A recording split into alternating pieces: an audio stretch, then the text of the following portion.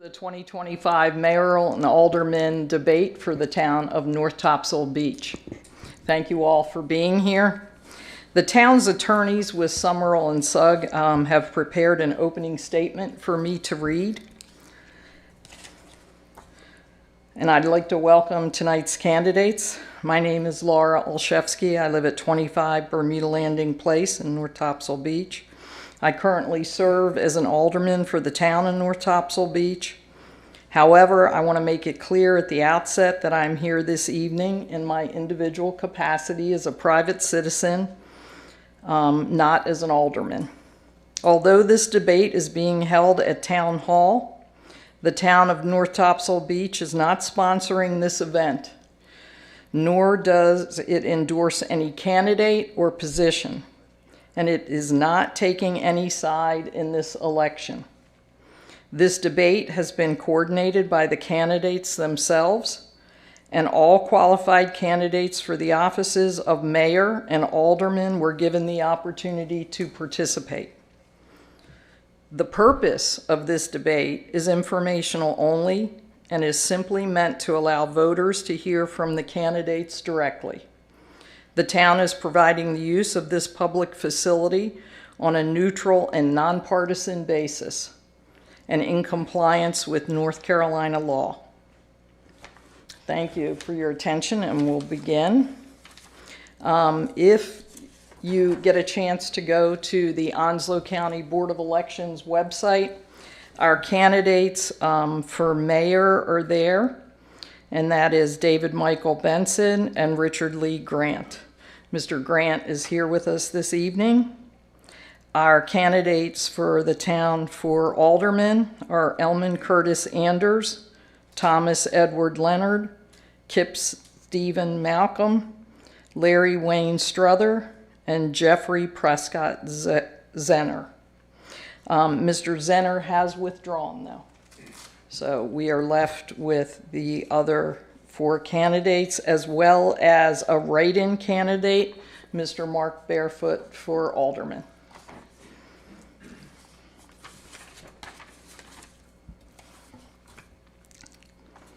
Tonight's debate will last approximately 2 hours, maybe less, we'll see. The first hour, if we have two candidates present, will be the mayoral candidates. If we have only one candidate present, we will dedicate 30 minutes to the mayoral candidate who's present.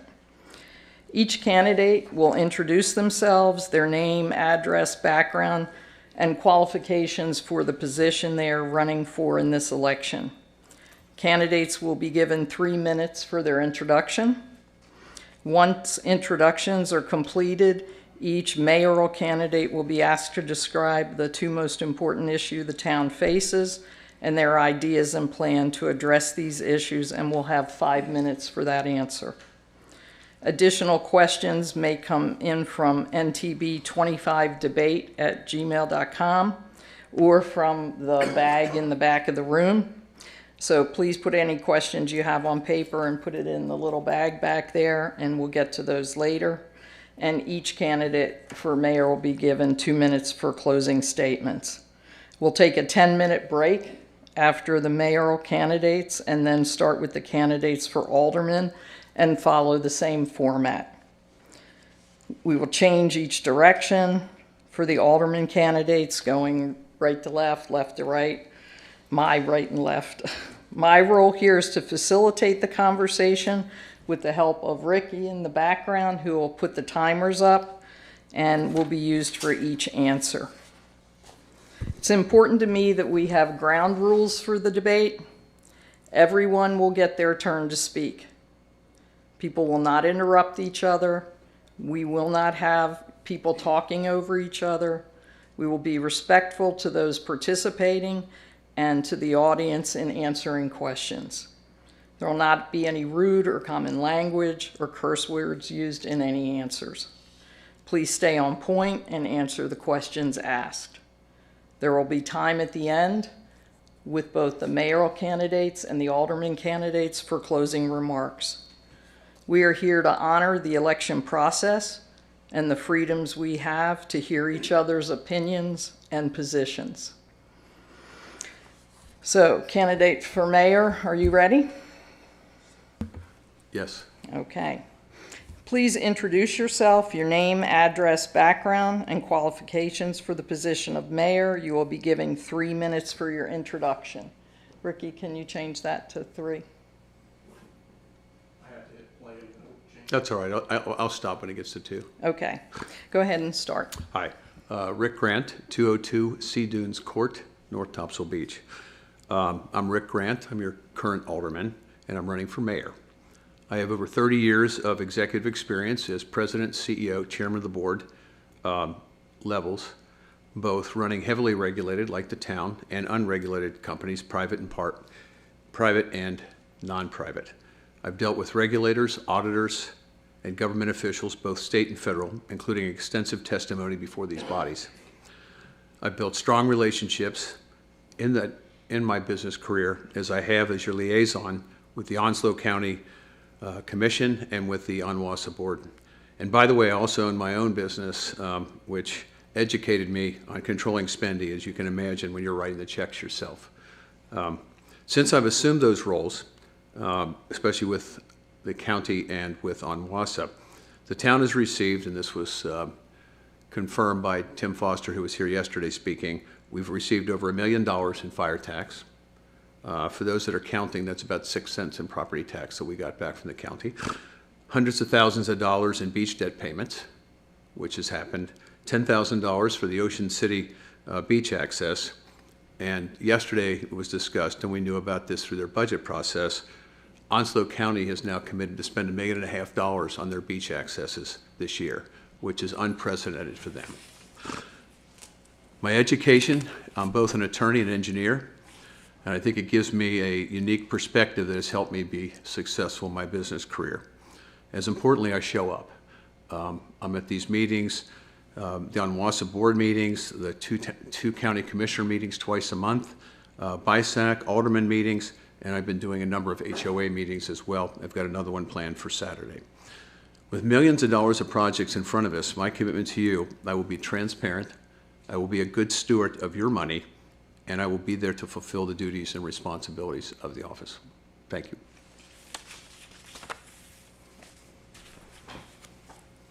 Can you set the timer for 5 now? Okay. All right. You better get this ironed out for the next one, buddy. Well,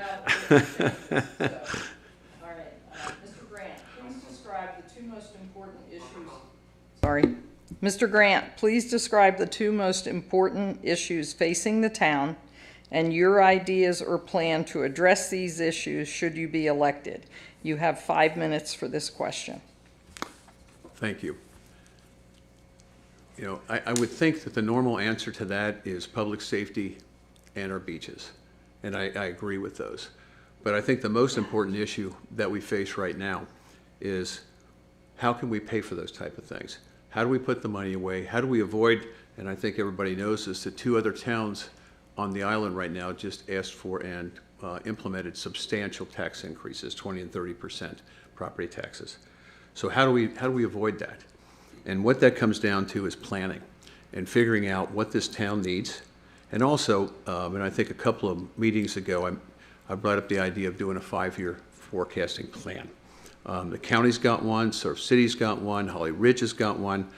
The idea in that is, in my experience as a CEO and running businesses, is your job when you're the CEO is to keep that 500-pound gorilla as far away from you as you can. What are we going to need? What are we going to spend? It should not be a surprise. And frankly, in my opinion, if you've got to do that kind of tax increase in your rate, then I think your planning fell short. Because those are the type of things, you've got to watch your money just like you do your budget at home. And that's the way this, and honestly, what I bring here is I run businesses. That's what I do. And that means being accountable to your shareholders, in this case, the shareholders here and the taxpayers, whether you live here full-time or you live here part-time and rent. And the whole point of this is to make sure that your money is managed properly and looked after. Beyond tax increases like our neighbors, I don't know if people are aware of this about what's going on with a town called Rocky Mount. If you look on the internet. It only takes you a few minutes. I see a couple of nodding heads. They didn't put financial controls in place. They have now done significant layoffs. I believe they're $30 million short this year that they're going to have to cut out of their budgets. I mean, think about that. They've laid off workforces, they've increased their taxes, they've increased their fees. You can avoid that if you properly plan, because you know how much money you got and what you can spend it on. We can't do that here. And what does a 5-year plan do? In the business sense, what it says is, if I need a firehouse 4 years from now, I better start planning for it now. That includes not just the internal funds that you got, what grants are available. If you go and you ask for something today and need it today versus you start working on it today to get it 3 or 4 years from now, you've got a much better chance of getting that money. And that's why I proposed that a couple of months ago. And I believe the town, with or without me, needs to go forward with putting together a 5-year plan. The other benefit of a 5-year plan is, frankly, it makes us accountable, because there's a scorecard that's included in that. So every year we would come back to you as stakeholders, and I use stakeholders as basically voters, taxpayers, whatever here, and you're going to look and see what we did. What were our targets this year? What did we accomplish? What did we spend, more importantly? Okay, and what are we going to do going forward? Yesterday, Chris Gibson talked about the beach projects that we're talking about for 1, 2, and 3. And the number is close to $50 million, okay, for those projects. They are going to require us to get 3-to-1 matching from the state. Why is that important to us? 2 things. One is, regardless of what you've heard, all those type of grants and funds are reimbursable. The money has to come from the town first, and we get it back. Honestly, the state made a mistake in the Phase 4 project because they send us money in advance, which was not their contract and which they don't do. And if you go back, you'll see in every meeting, once we got that, I was pushing to make sure we segregated those funds. So we got to have the money up front. The other thing that's important to remember, and I call it my 4-to-1 rule. If we're going to get 3-to-1 matches, every dollar that we don't spend the right way doesn't cost us $1, it costs us $4, because we're going to miss out on that 3-to-1 match. And that means that much sand is not going to go into the beach. And when you're looking at a $50 million project, we can't be spending money on things that we don't need. But to do that, we have to plan, forecast, and figure out. And the 5-year plan, I'm running out of time here in a second, the 5-year plan has to be a little bit different than what people envision. We need to go out to you, we need to have meetings and stuff and decide what the priorities of the taxpayers are. I know what I think it is, I don't know what you think it is. That's why I routinely meet with HOAs. What's the priority? What should we be spending our money on? Okay, and then when we get those priorities, we start planning for that. So again, remember my rule of 4. I was short by 4 seconds.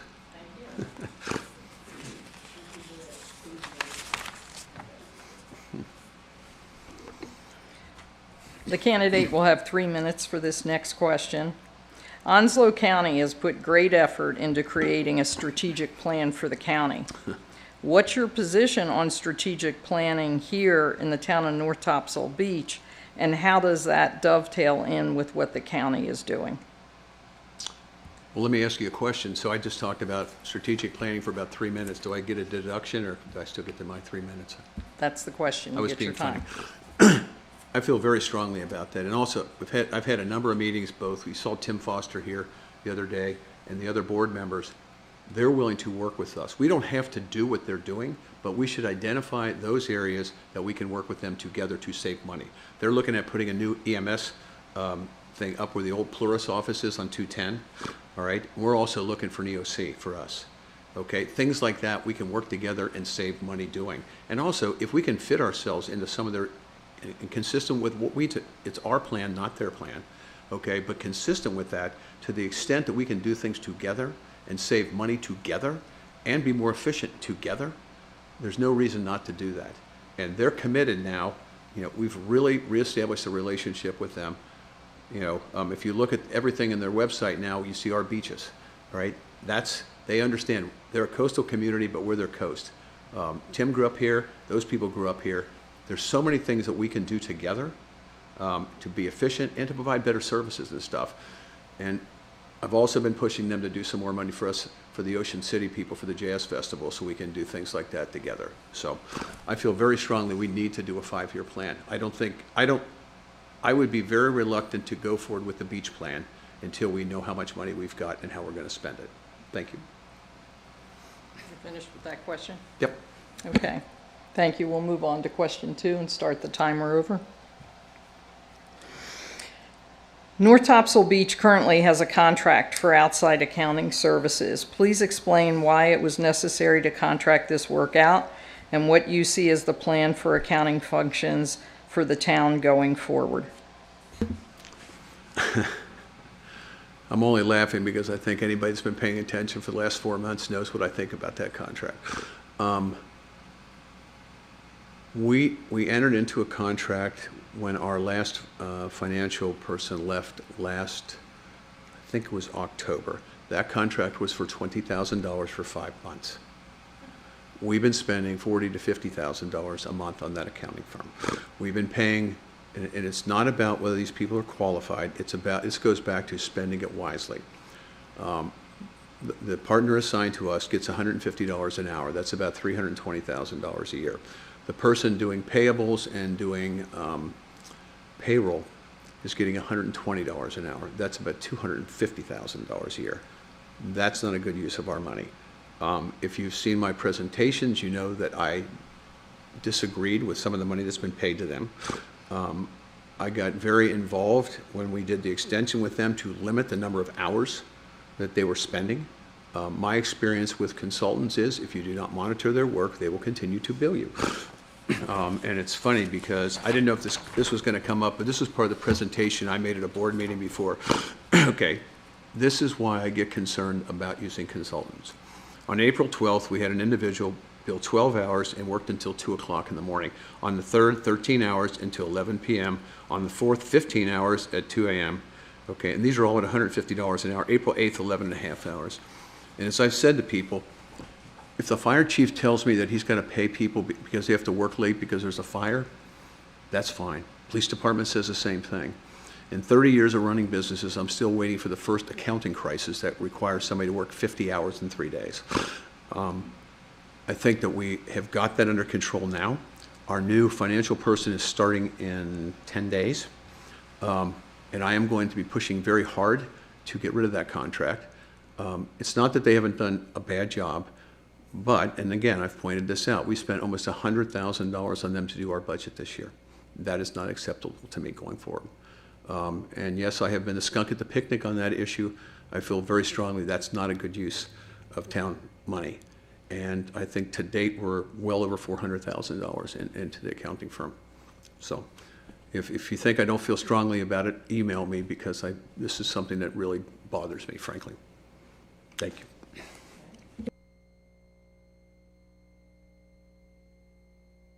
We're going to move on to question 3. Thank you. You're good. In recent years, North Topsail Beach has lost elected officials before their term has run out due to personal issues, illness, etc. Do you have any issues facing you that would limit your ability to serve your term and perform the duties of the office to which you are running if you were elected? No, is the short answer. And the only hurdle that I would have had to finishing the job is sitting in the second row over there, my wife, who I had to clear with her because we had a long talk about this. I dedicate a lot of time to this town right now. I would say, that I spend more time, with the exception of probably the mayor and Alice, I spend more time on town things than I think anybody else does. And frankly, that's my personality. Whether it's looking into an issue, somebody sent me an issue on, it was sidewalks a while back, all right? So I talked to DOT, I then looked at their 850-page document they had about putting those things in. That's the way that I work for those things. So I've got nothing, just passed my physical. So that's good. Everything's good that way. And it is an issue because we've had 3 people leave in the last, 4 or 5 years. 1 death, 1 illness, or 1 family illness, and 1 move. And everybody knows that at Topsail they lost 2 mayors in a row. So I don't want to run for mayor in Topsail, just to be clear. But But I think that, no, I think it's an important issue because I think that, and I'm glad to see, frankly, new candidates running for alderman for that reason, because I think that we need to keep doing this. And frankly, we just ran into it a couple of weeks ago. We were talking about the Onwassa board. And the problem we had is, I think 6 of the 8 board members were either not running or up for election. And you could have had a 75% turnover in your board. So I think it's important. We have staggered elections, but there's nothing that's going to keep me from doing the job. I've been doing it. And like I said, I show up. I'm at every meeting, whether it's BISAC meeting, whether it's the Onwassa meeting, the 2 county meetings, all those type of things. As a matter of fact, it's become a joke at the county meetings because the commissioners will come up and say, and if you look at them, there's more people here tonight probably by 4 times than they show up for the county commissioner meetings. The good news, though, is the more you're there, the more you're aware of them, the more relationships you build. And right now, they are definitely partners. And if there was any doubt of that, you should listen to Tim Foster yesterday. They want to help us. They want to be involved with us. Thank you. Thank you. We'll move on to the next question. North Topsail Beach has pursued getting our COBRA status changed. Do you feel it is in the town's best interest to continue this pursuit, and if so, why? COBRA is a tough issue. I did some more research on it. We've lost a lawsuit, and I looked the other day, and I think Senator Tillis put legislation out there 15 years ago. We had a discussion yesterday, a presentation yesterday about where the bill is, and I didn't know the question was going to be asked, but I brought a copy. This is off today's website. This is the government thing about where our current one is and what we did in 23. And if you look at it, we're on the same track again. And in 23, it didn't happen. I really, really hope, listen, I'm one of those people that's paying the higher taxes, so believe me, or I'm sorry, higher insurance. I really want to get that down. There's a lot of reasons to have it. If we get it here, that would be wonderful. If we don't, I think what we need to do is step back, take a look at the right way, or not the right way, a different way of going forward with this. And whether that means hiring our own consultants, and I think if you saw the presentation I made a couple of months ago, when you look at the people that were objecting to our legislation, it was not about taxes or anything else. It was about what they believed, and it's not a very nice study, that they believe we mismanaged that part of the town. And that's what we have to overcome.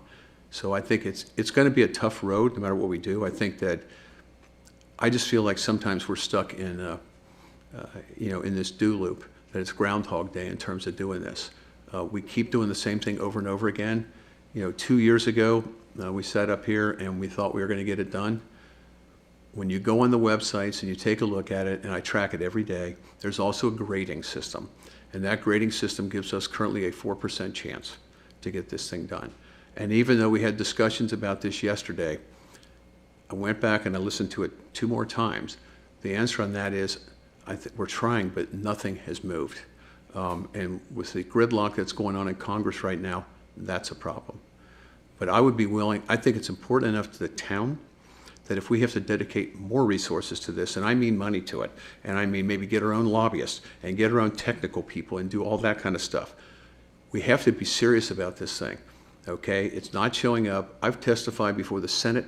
I've been up in Washington thousands of hours, practiced before the Department of Energy, did all that kind of stuff. I can tell you, up there, we're a small town. We got less than 1,000 voters, okay? If we want this to happen, they need to know we're there. We need to spend the money to let them know we're there, and we need to push this thing hard. And that doesn't mean meeting with staff people. I don't meet with staff people. You meet with the senators or you meet with a congressman. That's who you meet with, and it's got to be important. Thank you. Thank you. Rick, okay. Can I ask you a quick question? Are we doing till 6:30, or are we doing, I don't know what my 30 minutes. We're doing it till 6:30. Okay, that's fine. Well, 6:35, because I did my intro. I've got a clock above me, and I'm trying to respect the time. Next question. North Topsail Beach is working towards an engineered beach. Why is this important, and how are we getting resources to support an engineered beach? I'm not doing an advertisement for Chris Gibson, but I have never met a more brilliant beach engineer than Chris Gibson. And anecdotally, one of the things I used to do when he would come to BISAC, people realize he's had his legs amputated, okay? So he's had some health issues. So I would go pick him up, and after Terry's laughing, I would pick him up and take him to lunch. And I got 2 free hours with the best beach engineer, and that's how you learn about what's going on. That guy knows more about our beaches than anybody. And if you want to know what it looks like, go up in Topsail and look at their dunes. They've got a double dune system up there right now. All right, what does an engineered beach do? And again, this is critical for us. Everybody knows the 5 phases that we have right now. 4 and 5 are now considered engineered beaches. All right, what does an engineered beach mean? If there is a storm that comes through here, FEMA in an engineered beach, let me stop, the ones that are not engineered beaches.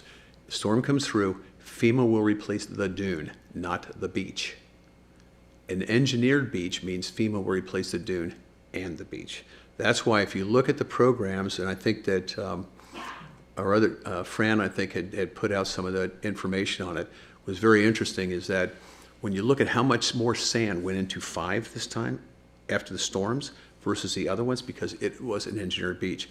And knock on wood, we were able to complete phase 4 this time, all right? Where I have let down taxpayers is I live in 3. And we haven't got any sand yet, okay? And I'm being facetious, but the whole plan is right now, and Chris talked about it, the permitting is on schedule. And so if we can turn 1, 2, and 3 into engineered beaches, and the plan right now is to have that done by next spring, that means any storm coming through here gets us that much more money to rebuild those beaches. That goes back to when I talked about my rule of 4, though. The beach plan that we're talking about to have that happen is almost $50 million, all right? And that means what Chris told us yesterday is we need to have $37 million in our pocket because, again, it's a reimbursable project. We're going to have to front the money. Now, how many people in here know how much cash we have right now? And I'll bet the answer is, except for me, 0. We have over $35 million right now, right, in cash. Now, part of that is going to be used for the firehouse to finish that. We have the money if we don't blow it, all right? And the other thing is, in terms of working towards an engineered beach, the other thing is they will only replace what you've got, which means every year we need to be putting money into the beach to rebuild the beach. We have it through our fund, and I'll make this real quick. This is our last payment on the Phase 5 loan this year. Once that's free, all the money going into the beach fund goes to the beaches, not to pay back debt. So we're in really good shape, as long as we don't blow it. Thank you. Thank you. Next question. The town is working to build a new fire station currently. What other capital projects do you see in the future that will need capital funding, and why do you feel they are important and worthy of taxpayer dollars? That is actually a very good question. And again, this is my opinion, but this would be part of the 5-year plan we just talked about. We were able to get some financing for the firehouse at a very good thing. And I think people understand the fire truck that we just ordered, we got 0% financing on. In my world, I will take all the money you can give me at 0%, all right? I think the stuff we've got to do is, I think we've got 1 fire truck ordered. Those things are wicked expensive and very long delivery time to get them, like years. I think we need to look at the, across from the firehouse down there, the Public Works building. When I first became an alderman, I walked into the South Firehouse, walked around. Yes, I am an engineer, a civil engineer undergrad, walked around, and I was embarrassed as how bad that looked. Things were leaking, the firemen were getting wet. Okay, so we pushed that forward to get it done. And I'll tell you what, the money that we're getting from Onslow County right now is a fire tax. All right, and when they asked me, Jack Bright was the chairman then before Tim, where at the meeting, he asked me if I would speak in favor of doing that. And I said, so you're asking me if the town's in favor of you giving us $500,000 a year? And my answer, it didn't take long, but I did get up and talk about it and how important that is. And what we're doing is, and I don't know if people understand what's going on in Onslow County, there's a lot of volunteer fire departments in Onslow County. We are blessed that we have our own fire department and we have our own people here to do that. And hiring those people in the other towns, I think Topsail's trying to replace theirs. Anyway, the whole point is, I think we're going to have to look at the North Station, clearly Public Works building, and equipment and things like that. But the other thing too that when I was down, I did an HOA thing in Ocean City a couple weeks ago, and when I was driving around, the other thing I think that we're missing is we own some of these roads, and we're not budgeting right now for road repair. Now, I'm not talking about if you're HOA and it's your if you're in one of these condo units and stuff.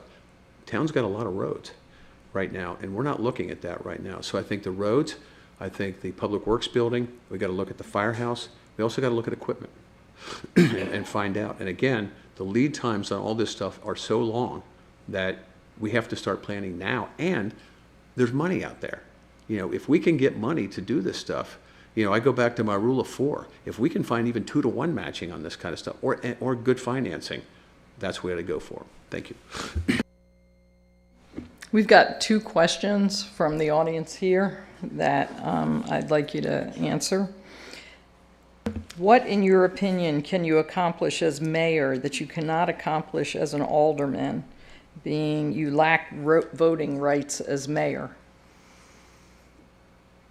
I think anybody that knows me, my personality is not such that I'm going to get ramroded on anything. I think the job of the mayor in something like this is to run the meetings. And I think one of the things that I would do if I'm mayor is I think we need to do less in closed session and more out here. I think we need to have more discussions about issues. I mean, I had an individual, and he said it the right way, that we should all get along. The answer is go to the county meetings and find out how many 3-2 votes and 4-2 votes there are. We don't have to agree on anything. We should debate those things in front of you. We should have a discussion on those type of things. But once the decision's made, everybody treats professionally, you move forward, okay? That's the way it ought to be done.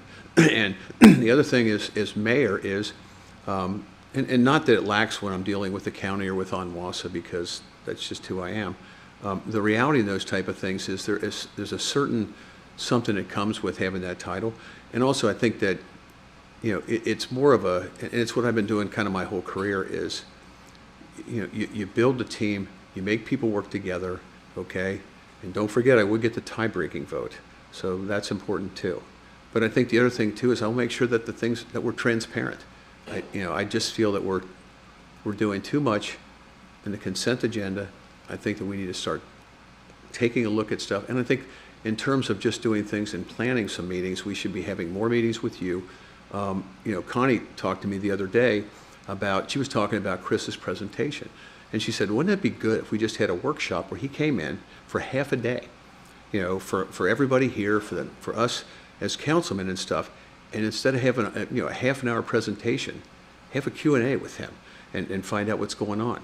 And I think that would be very helpful. And I think that would be a good thing for us to go. And I think we need to have meetings with you all, and whatever those meetings are. Maybe instead of having one a month, we have another, every other month we have another one that's set up to do those type of things. Because if you're going to do a 5-year plan, you can't do it sitting up here in an alderman meeting. It's not possible, because it involves you and it involves us. So I think it's, honestly, I think it's a leadership thing, and that's what I've been doing my whole career. Thank you. Thank you, Rick. We have another question from the audience. Actually a statement first and then a question. It says, thanks for improving our relationship with Onslow County. What will you do to build on that relationship and also improve our relationship with the state and federal reps? It's a good question. If I'm elected mayor, and if the board says it's okay, I still plan to be the liaison with the county.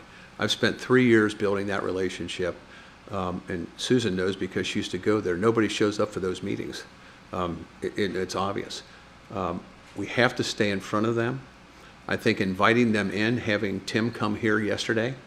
Royce was going to come in terms, Royce is also one of the commissioners, 2 or 3 other ones, to come in and talk to us and meet with us. But I think we have to be welcoming to them and build on that. My experience with dealing with, and I'll use state officials first. When I ran Mountaineer Gas Company, which is a regulated gas company, okay, I was constantly meeting with the governor. I was constantly meeting with those people because, it's the cliche, you don't ask them to marry you on the first date. You've got to build a relationship. You've got to build a trust. You got to understand that we're not going to be trashing them, which we used to do on social media. And believe me, that took me a while to get overcome because we were not understanding the issues that were out there, with the county. With the state, you got to be in Raleigh. Okay, with the federal people, you got to get into your congressmen, you got to go see the senators, and you know what? You got to be pushy. You got to get the right, whether it's the right people representing you up there. I don't know, but I can tell you when I've done it in D.C., we didn't meet with staff unless staff was sitting next to the senator or sitting next to the congressman, and we're small. It's going to take a while to do that, but that's what you have to do, and it's part of it. When I ran the company up in Boston, right after 9/11. I was in D.C. all the time. They were trying to shut us down. I was on national news every day. Okay, didn't like it. But the reality is, you're walking in, you're talking to people, and somebody asked me once, what is it that you want, from them? What do you want me to do, when I hear something? I said, what I want you to do is, if you hear we're doing something stupid, I want you to say, I met him once. Maybe it's not that stupid. Maybe I ought to find out what the real story is. That's all the benefit of the doubt that we need, because we're trying to do a good thing down here. And that's how you build those relationships, but it's not built overnight. Thank you. All right, Rick, we're gonna have one more question. We'll take this question. That's not your bill, right? I'm not paying that. We'll take this question and then we'll go to closing remarks.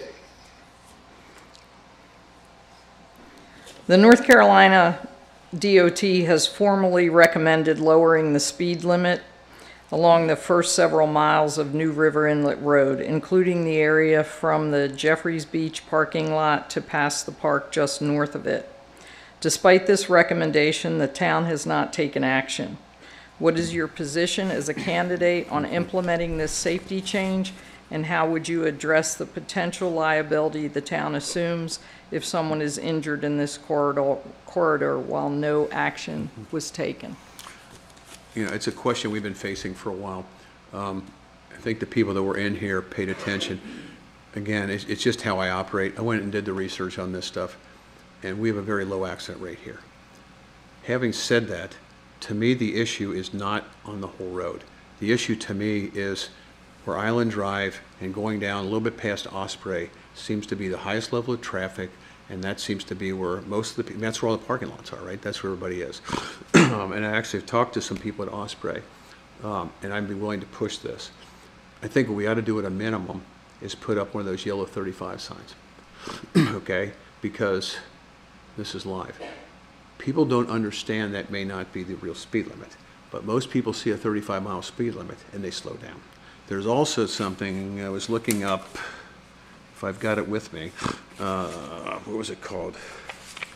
There's also something that basically talks about, and I'm not a police officer, maybe you can ask Kip this if he comes up here, but if you're operating at an unsafe speed and you have a warning sign out there, you can still have issues with ticketing and liability. The legal issues, I went back and I appreciated it. One of our stakeholders sent me what they believe were the case law. The case law out there, and I don't want to be the lawyer on this, the case law out there is that generally towns have immunity except in extreme circumstances. It's something we ought to consider, but I think the first thing we do, and to me it's a no-brainer, put the 35 signs up. Put flashers on them if we have to. But I think at least, look, the objection to this has been in the North End about people that are driving to work in the morning. Yes, people probably go fast. They go fast on Island Drive too. But two things. One is we got to get tougher on enforcement. But more than that, I think just even starting with the 35 and see what happens. If that doesn't address it, that's fine. But I think that's going to be a lot less controversial than trying to change the speed limit for the whole thing. And like I said, I talked to Stoney, the guy that was in here at length on this. And one of the questions I put to him is, if we drop the speed limit, is the accident rate going to go down? Well, when you have one accident every 10 million miles, it's pretty hard to make that go down. The issue on that, though, is people don't feel safe. And if you don't feel safe, I mean, look, we're down another half a mile for there. If I could make the speed limit there 10, I'd do it in front of my house. Because everybody, if it's you that it affects, I get it. But to try to get something, at least we can try. I would really push hard to get that done. especially because I believe my friends in Osprey are looking at putting in a crosswalk, and it would be a nice place to put another sign to say, slow down. Or, like we used to do, I think it was in Virginia, they used to have the police car sitting out there with nobody in it, but you still slowed down, didn't you? All right, so let's try that first. Thank you. Thank you. All right, and we're going to move, Rick, to closing remarks, and 2 minutes for closing remarks. I only wrote this because the people that used to work for me, when I would work up a speech for me, I would basically take the speech and ignore it because I'd be paying attention to what happened in the meeting room. I hope tonight I've given you a better understanding of the issues that we face and how I would address them.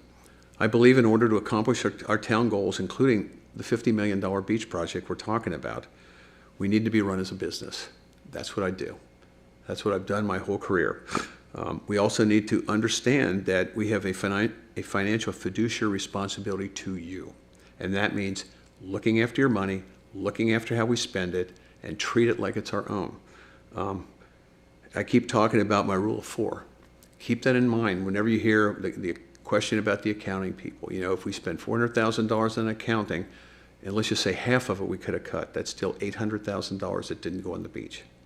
All right, everything in my mind means every dollar that we don't spend the right way, okay, doesn't go to fix our beautiful beaches.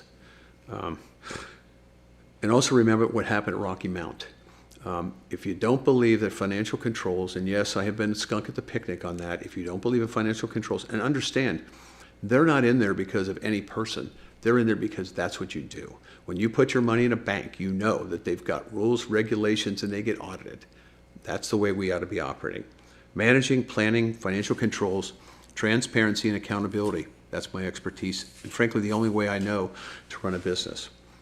I'm the only candidate with business experience, including dealing with regulators. I'm the only candidate that's an attorney, and for that matter, is an engineer. And the engineering has really helped me with the Onwassa people, because even when I'm pushing them on stuff, I just tell them, I'm an engineer. I've done this before, which is kind of true. My experience is accountability, financial management, team building, but especially planning. As I stated in my opening, part of the job of the mayor is a commitment and dedication. I better jump to the end of this. My background and qualifications are those necessary to be your mayor, but as importantly, as I have shown over the years, I will show up. If you'll let me read just something from the UNC School of Government. You're out of time, I'm sorry. All right. Well, if you want it, I'll Alderman send Grant? it to you, but it talks about our fiduciary obligation to you. Alderman Thank you. Grant, thank you for showing up this evening, and thank you for running for mayor of North Topsail Beach.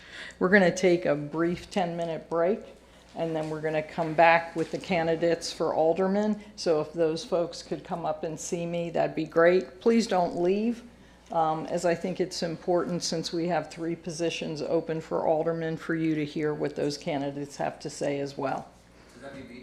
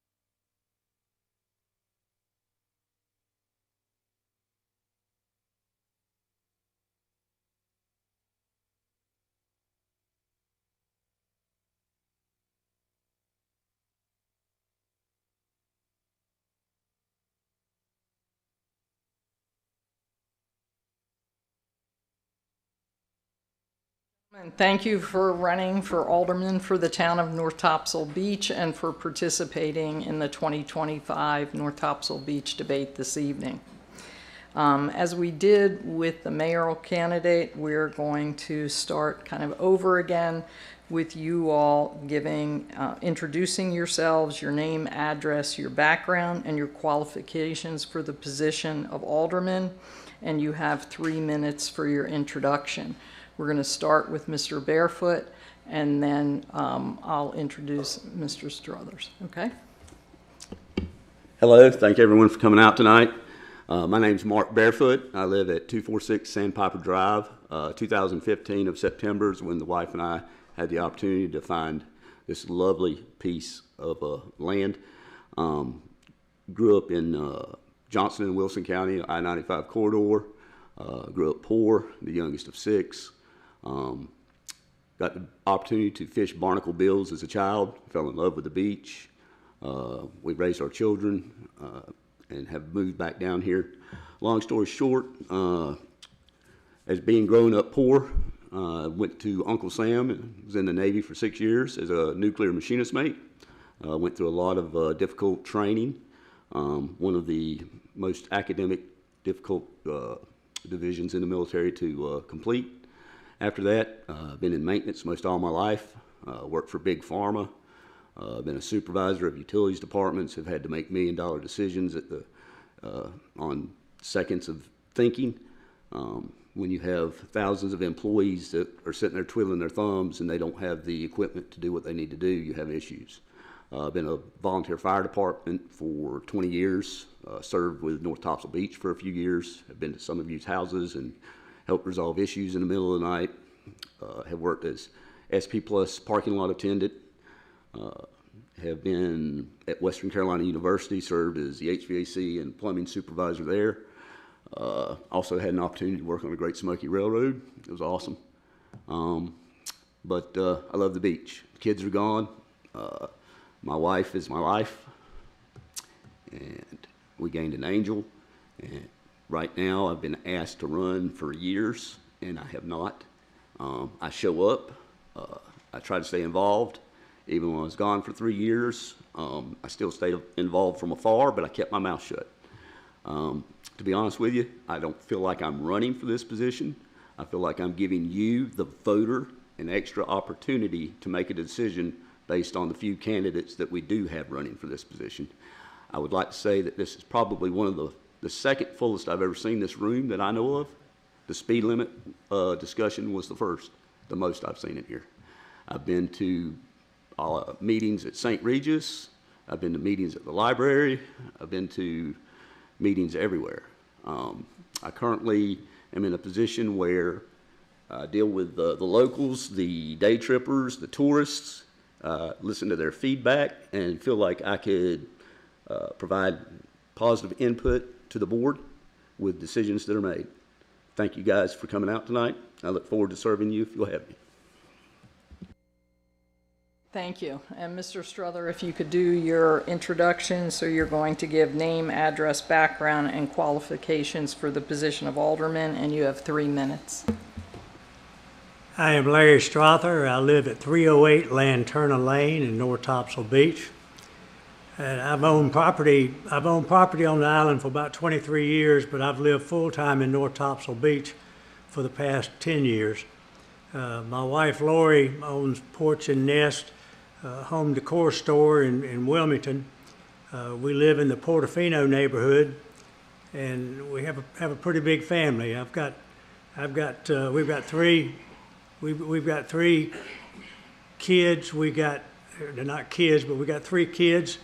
We've got 4 grandchildren and 5 great-grandchildren.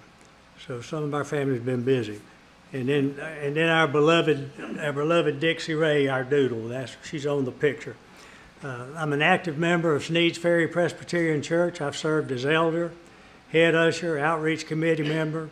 I also chaired the project execution committee managing the multi-million-dollar construction and renovation of the fellowship hall and choir room, and over a 2-year period I spent doing that. Civically, I'm a charter member of the Beach Inlet Sound Advisory Committee here in North Topsail Beach. I was on it when it started 3.5 years ago. For the last 2.5 years, I've served as the chairman of that committee. And during that time period, as Rick was talking about, we've created, we've completed phases 4 and 5 and got them to be engineered beaches, and we're got our plans in place, and we've developed a 5-year action plan for our phases 1, 2, and 3, and we can talk more about that as we go. The completion of 1, 2, and 3, as he was talking about, will help secure future named storm recovery funding. So professionally, I've spent over 50 years in the real estate and construction business, building homes, developing land, and served as president of the Fayetteville Area Association of Realtors and the Home Builders Association of Fayetteville, and was honored as Realtor of the Year in 1987. Earlier in life, I spent 4 years in the United States Marine Corps and as an aviation electrician in F-4 Phantom Squadrons. I spent my last 13 months in Vietnam during the Tet Offensive. So anyway, I believe that my wide-ranging experience and all the things I've done help make me a little better prepared to do this job. I'm a businessman at heart, just like Rick said he was, and so I'm used to running businesses, and I think this is like running a business. Thank you. Thank you. Mr. Malcolm, so this is your opportunity for introduction. You're going to introduce yourself, your name, address, background, and qualifications for the position of alderman, and you'll have 3 minutes for your introduction. Certainly. Good evening. My name is Kip Malcolm. I live at 3102 Green Street, which is in the Ocean City Beach community. So my background, for more than 28 years, I've been dedicated to public service and law enforcement. I spent my life protecting communities, solving problems, and standing up for what's right. That commitment to service continues right here at home. I've served on the Zoning Board of Adjustment, and I currently am the chair for that, helping us guide smart and balanced growth and protection for protecting the character of our town. I also serve as a reserve police officer here in North Topsail Beach. I work professionally as an emergency management planner on a part-time basis as well. So I help communities across the country to prepare for and respond to disasters, very much like vital skills that are needed for a beach town like ours. Beyond public safety, I serve as the vice president of the Ocean City Beach Citizens Council, where we are focused on preserving the history and future of one of our town's most cherished communities. I also support the arts through working with the Fairy Tales Youth Theater here in Sneads Ferry, because I believe that investing in the youth and giving them creative spaces strengthens the heart of the community. And on a more personal note, you'll find me oftentimes walking on the beach with our rescue dog, Rupert. It's kind of a daily reminder of compassion and second chances and the joy of living in such a special place, especially when he gets out there and starts rolling around in the sand. As your alderman, I'll be a voice for everyone, not just full-time residents, but also for second homeowners, also for people that invest in our community.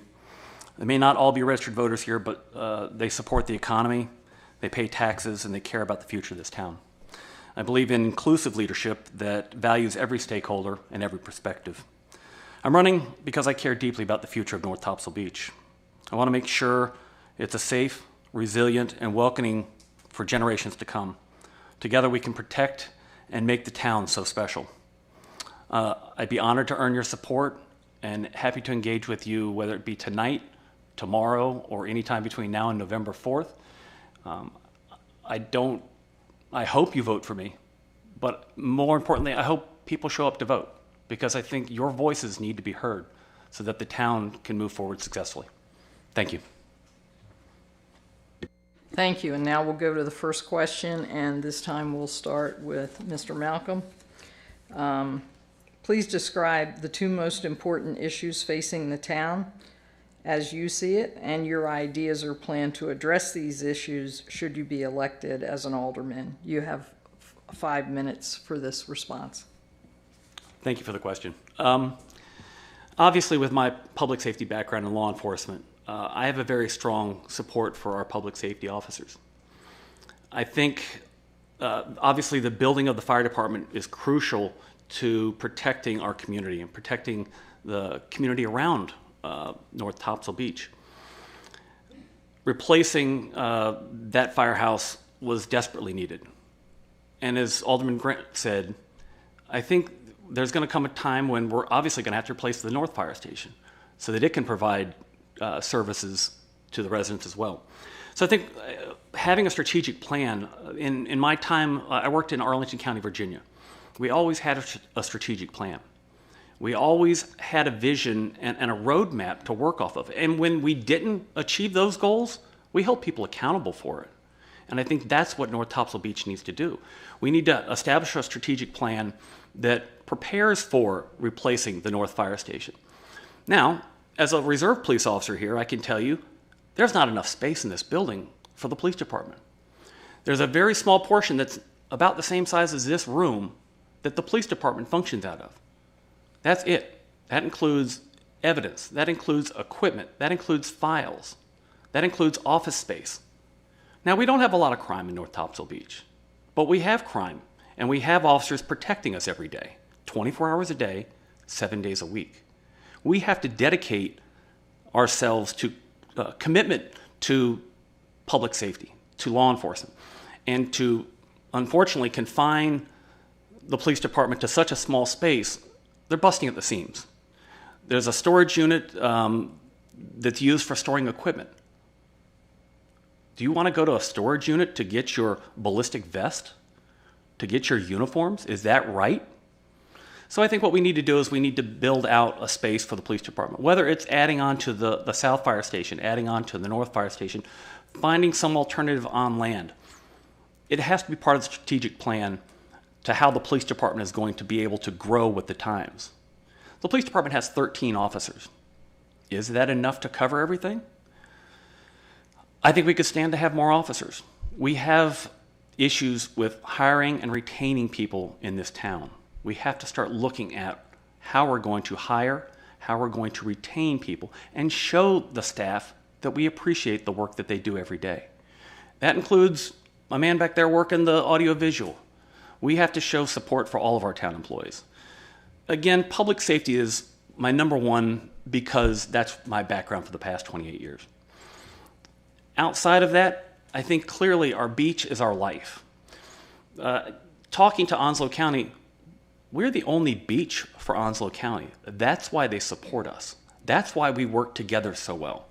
That's why we have to continue to work with Onslow County to ensure that we are doing the right beach projects, maintaining the beaches so that we all can enjoy them, that future generations can enjoy them. When I walk on the beach, I talk to people all the time because I want to know, do you live here? If not, do you visit here? How often do you visit here? And you find people consistently keep coming back. And I want families to come here and build memories, right? I want people to do what I did. My in-laws moved to Surf City. And when it came time for me to retire, we started looking for a place to live. And North Topsail Beach is where we landed. We have a beautiful lot.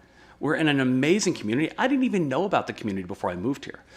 But learning about my community, I became committed to that community, to the historic nature of that community, and building that community up. But it's not just that community, it's all the other communities.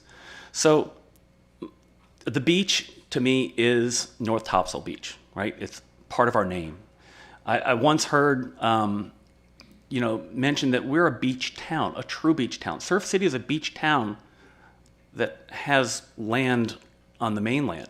And I'm not knocking them, but we are truly a beach town and a beach community. And I think it's important that we invest in the beach, ensure that we're doing projects to maintain, staying on top of, and we also need to start looking for funding sources outside of the federal government because there's no guarantee that that federal funding is going to be there tomorrow. But we need to continue to look forward for grants, programs, and other funding sources to maintain the beach for everybody to enjoy. Thank you. Thank you.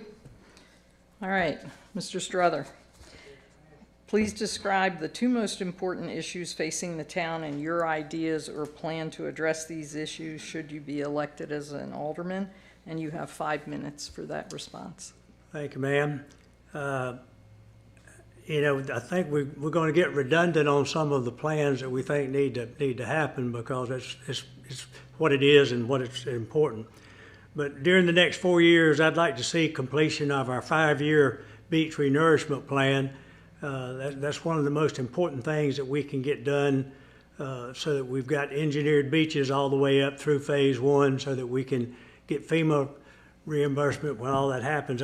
One thing that Alderman Grant said, and I know what he meant, but he said that we'd have it next spring. We're probably going to start next spring and finish the spring of 27.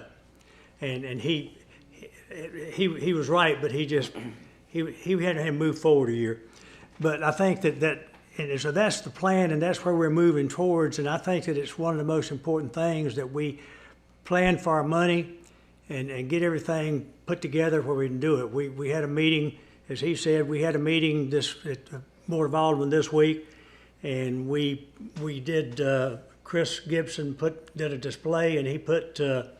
We got screenshots, so you can go online and pull those out, and they'll give you the dates and the monies and all the kind of stuff that we're talking about, that Alderman Grant was talking about, that I'm talking about, and you'll be able to see what the plans are for that.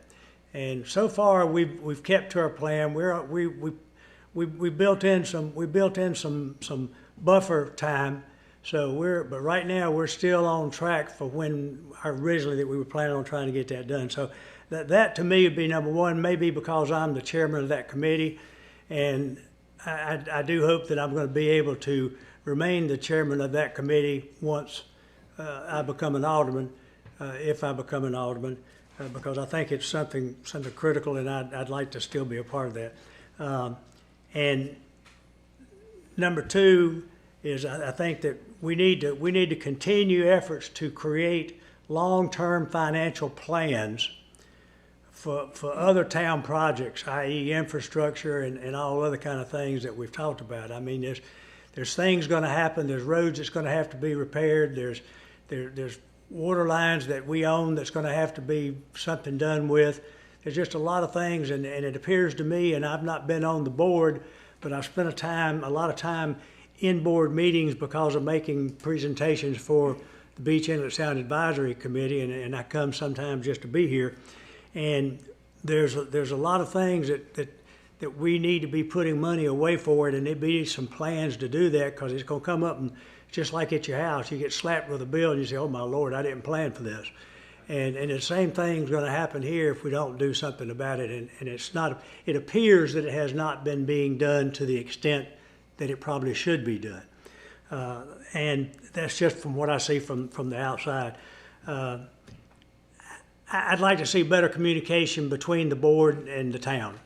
I think that Alderman Grant mentioned that too. I think that what happens, I see a lot of people coming to the board meetings, and they stand up and they have something to say that's concerning them, and it may only be them, or it may be a lot of other people, and it doesn't appear that I ever see feedback going back to them. And I'm not saying it doesn't happen, but I'm just saying it doesn't appear that it's getting as much teeth in it that it ought to have. So I just think that we need to look for better ways to communicate so that we're getting it. Maybe Alderman Grant's idea of having other meetings where we come in and talk about things outside of the board may be a way to do that.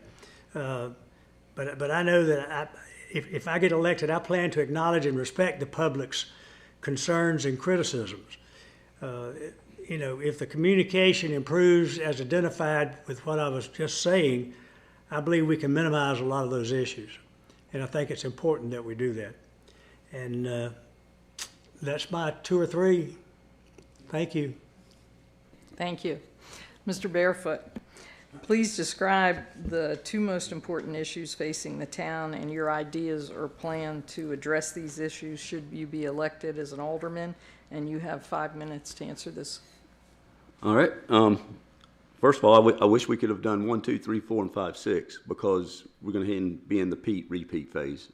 But, and I don't know if this counts as one or if this counts as three, but sand, sand, sand. We are a beach town. The way I think we get the funding is to reach out to partners and become a team.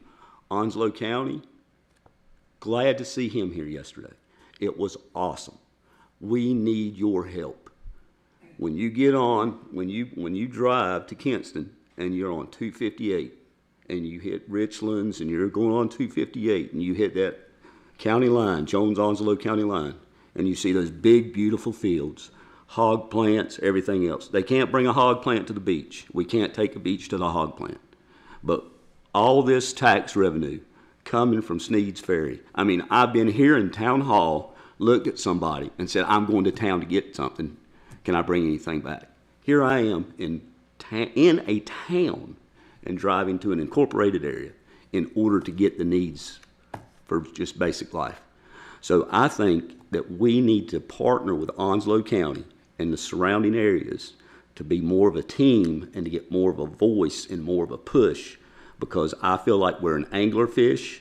North Topsail Beach is the lure, and the town or the county is the fish that's taking all of the good stuff, while we're just left there shining.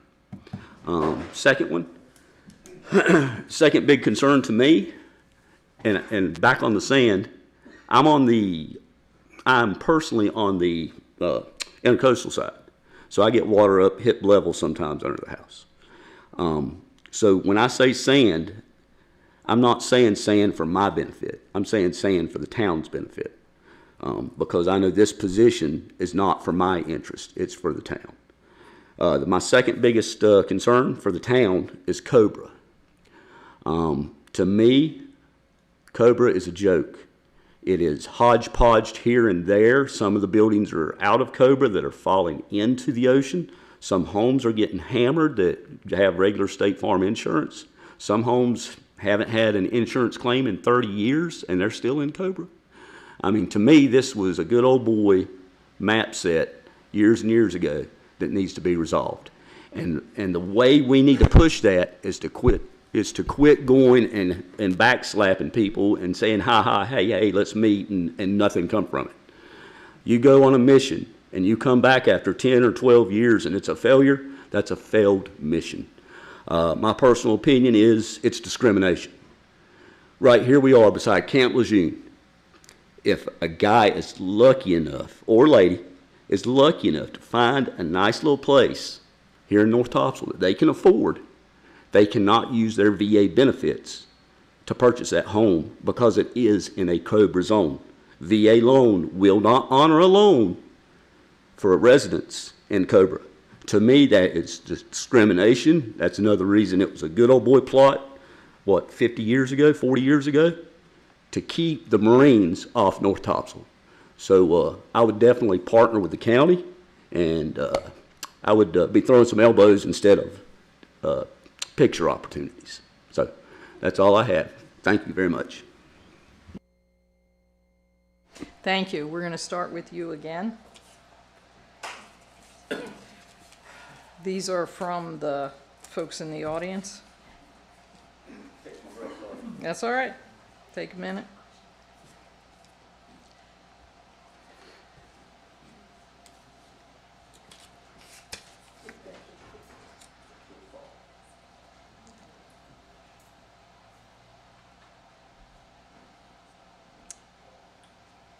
So, for alderman candidates, and we'll start with Mr. Barefoot. Are you aware of the financial challenges in Rocky Mount? How you ensure that these same challenges don't happen here in North Topsail Beach? And you'll have 3 minutes for this. All right. I'll wait for the timer to get set. All right. Guys, I raised our family in the Wilson area, Bailey. Bailey, North Carolina is in Nash County. We're right there bordering Wilson County. It's easier to get to Wilson than it is to get to Rocky Mount. But that being said, Bailey is an outside city. I hate to use it, but it's like the toilet of Nash County. It's far away from the county seat. It's no man's land. The only time you see a politician is 3 months before the election. great place to raise a family, but Rocky Mount is in Nash County. Rocky Mount has been, I mean, it's like one of the highest crime rate cities in North Carolina. It has been poorly run, and to me, it falls back on the 1, 3, and 5 year planning. I mean, if you can't learn from history, you're bound to repeat the mistakes that others have made. So in my opinion, it comes to people holding people accountable, not being afraid of putting somebody out of the door if they need to go. They're not doing their job, they're not cutting the mustard, or they're just riding the wave. Thank you, have a nice day, it's time to look for somebody else. So my personal opinion is 1, 3, 5 year plan, stick to it. Again, I was on the fire department. That fire station down there should have been replaced eons ago. And if it was replaced back then, we may not have had to elevate it 11 feet because it would have been under different codes. So had we had a 1, 3, 5 year plan 10 years ago, who's to say that wouldn't have been replaced a long time ago? Then again, we didn't have nearly as much money then as we have now, with familiar with the policemen sharing the same vehicle, basically meeting at town hall and swapping out. Remember having one fireman at each station, which was very terrible. So the town has made some progress, but I do not want to see us repeat Rocky Mountain's faults. Thank you. Mr. Strother. Question from the audience for all alderman candidates. Are you aware of the financial challenges in Rocky Mount? And how will you ensure that those financial issues don't become our issues here in North Topsail Beach? Yes, ma'am, I am aware. I think that it was all over the papers, and we reviewed and looked at it. I think that I think everything that we've talked about so far as planning and putting money aside for the different functions and things you're doing is about the only way that you can prevent something happening. I mean, the conversation and the things that Mayor, the Mayor-to-be maybe, but Alderman Grant was talking about with the funds and all here, in our facility in the town of North Topsail Beach. I mean, if you don't stay on top of those things, you don't know what's going to happen with the money. And we've gone through some times that here that nobody knew exactly where we were with the money, and as it appears, we were fine. We had plenty of money, but it just wasn't allocated in the right places. It wasn't shown in the right places, and so we sat there and part of our beach project got slowed down. Part of our beach project got slowed down because money wasn't in the right places, and of course, I mean, that wasn't blaming anybody that was employed because they were gone. We didn't have people, but there was a lot of problems, and so that led to where we are now. So I think that getting a financial person back in place and getting it and putting together plans as a board to be able to keep a track on that and to get the right kind of reports of where the money is and what funds that are in, because if you don't have it in the right fund, you can't spend it. So you've got to make sure that happens. So I think that we're talking in the right direction. Time will tell if we're going in the right direction, but we're talking in the right direction. Thank you. Mr. Malcolm, question for all alderman candidates. Are you aware of the financial challenges in Rocky Mount? How you ensure that these don't become financial challenges here for North Topsail Beach? Yes, like everybody else, I mean, I've seen the articles, I've seen the stories, I've done some reading. I think North Topsail potentially faced the same difficulties and was going down the same path. We've gone without financial leadership in this town because we haven't been able to recruit somebody. Much like Alderman Grant said, when we're spending hundreds of thousands of dollars to pay an outside firm that does not know the town, does not know our processes, does not know our people, and they're trying to dictate and help us manage, it gets difficult. We need to have employees, boots on the ground in this building to be able to help us sort through our finances. My time seems to have been... Okay. I'll try to keep it under 3 minutes in my head. But nonetheless, the problem has been hiring and retaining people. Okay, once we hire somebody, we do have somebody starting in 10 days, I believe. 9 days maybe? I think it was 10 yesterday. So in 9 days, we have a new finance person coming in. That's great. Let's keep that person. Let's ensure that we're compensating that person adequately so that they stay here. Not just compensating them properly, but make sure we're treating them right. Make sure that we're engaging with those people. As aldermen, we aren't involved in the day-to-day, but we're a small town of 40 to 50 employees. There's absolutely no reason why we should not be out there talking to the employees and finding out, hearing from everybody what's going on. My commitment is not only to the residents, the homeowners, the visitors that come here, but it's to our staff and ensuring that we hire and retain people. If we get somebody in here for a few years and they know the system and they know the people and they have the same heart and drive to keep this town prosperous, successful, beautiful, they're going to have the same buy-in that we do as residents, and I think that's vital. And lastly, reputation. We need to have a reputation of being a good employer, hiring people, supporting people, respecting the employees. I think a combination of all these things will help preserve our financial prosperity and not take us down the path that Rocky Mount went down. Thank you.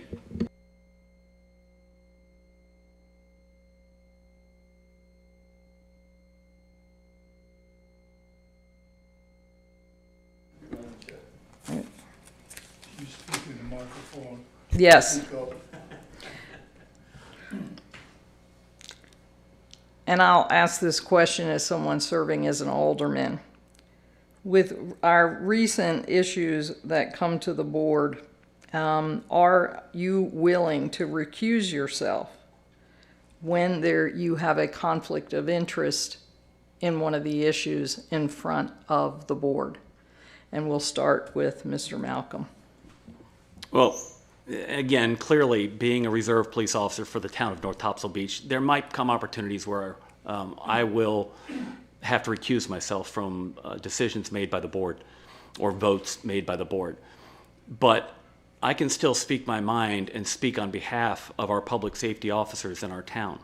Again, 24 hours a day, 7 days a week, holidays, they're there to protect us. I help out supplementally occasionally, but when it comes to compensation, when it comes to benefits, I think it's vital that we support them. So yes, I can understand that there will be opportunities where I will, if I feel that there's a situation that I'm too close to and the attorney says maybe this is a good one to sit out, I absolutely will follow the advice of counsel.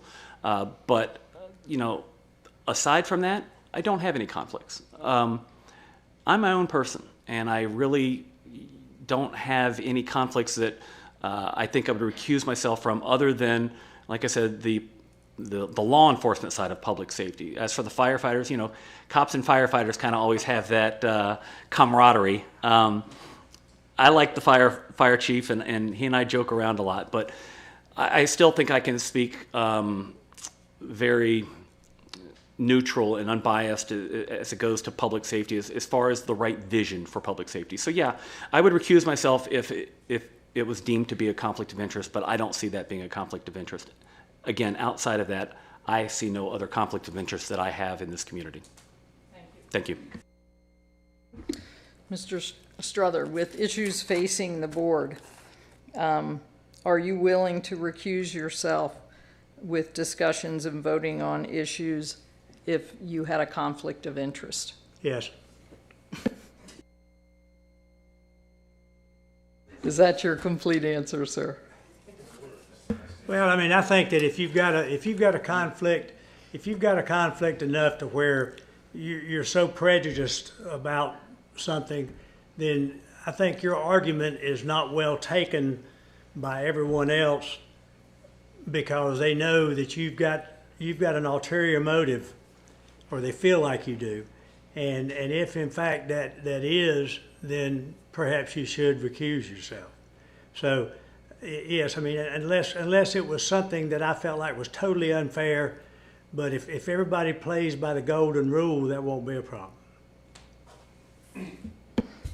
Thank you, and you're giving up your time. Okay. Yes, ma'am. All right, and we're ready for Mr. Barefoot.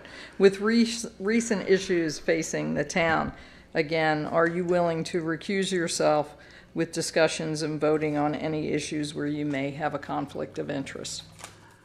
The answer is I have no problem recusing myself. I would like to first of all say, having sat in this room and everywhere else on and off the island at these meetings, that Joanne has done an excellent job of recusing herself professionally and properly the times that I've been aware of. So she set a good example in that, and I would like to follow her lead. I'd also like to echo what Kip said. I love the fire department, and if it came to a vote, I needed to recuse myself, I would not have a problem with that.